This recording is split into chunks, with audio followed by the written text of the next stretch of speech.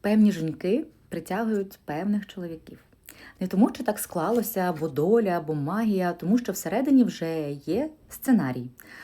Він несвідомий. І якщо десь глибоко ви вірите по-справжньому у ту, що любов треба заслужити, мене не обирають просто так, я недостойна, треба бути сильною і все тягнути самі, то ви знову і знову зустрічаєте тих, з ким це підтверджується. І це не таких чоловіків, не про козлів, не ще якихось там. Це про те, у що я щиро вірю про себе і про любов. І найважливіше, і найсумніше, мабуть, те, що ми не помічаємо цих переконань, а ними просто живемо. Знаєте, це як автоматичні реакції.